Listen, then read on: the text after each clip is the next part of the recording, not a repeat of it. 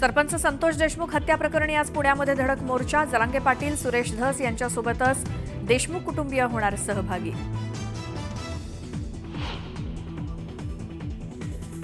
भाजप आमदार सुरेश धस यांच्याकडून मुंडेंवरती करण्यात येत असलेल्या टीकेला आता राष्ट्रवादीकडूनही प्रत्युत्तर. अजितदादांबद्दलही गरळ ओकणाऱ्या धसांना कोण रोखणार असा मुख्यमंत्री फडणवीसांना विचारला मिटकरींनी सवाल. संतोष देशमुख हत्या प्रकरणातील आरोपी गुजरातच्या शिवमंदिरात होते मुक्कामी. पैसे संपल्यामुळे पुण्यात आल्यानं पोलिसांनी पकडलं. एसआयटीमधील अधिकारी वाल्मिक कराडसाठी काम करतायत. जितेंद्र आव्हाड यांचे सोशल मीडियाद्वारे गंभीर आरोप. अधिकाऱ्यांचे फोटोही केले पोस्ट.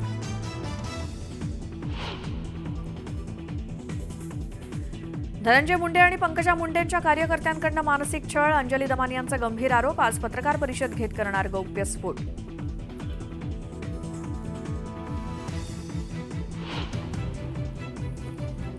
भोजनालयातील मोफत जेवणामुळे शिर्डीमध्ये वाढली भिकाऱ्यांची संख्या. साईबाबा संस्थांना मोफत जेवण बंद करून तो पैसा मुलांच्या शिक्षणासाठी खर्च करावा.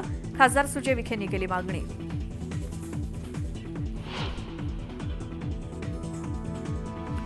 मुंबई पोलिसांनी घाटकोपर परिसरातून 13 बांगलादेशींना केली अटक. अवैधपणे राहत होते मुंबईत.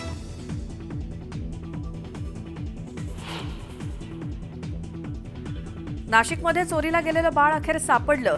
आरोपी महिलेला पोलिसांनी ठोकल्या बेड्या. मूल होत नसल्यामुळे केली होती बाळाची चोरी.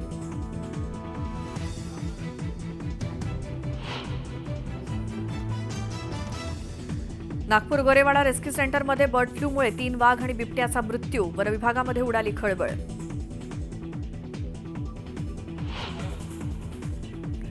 छत्तीसगडमधील अबुझमाडच्या जंगलात झालेल्या चकमकीत 4 माओवाद्यांचा खात्मा तर 1 जवान शहीद. दंतेवाडा नारायणपूर सीमेवर मोठं ऑपरेशन.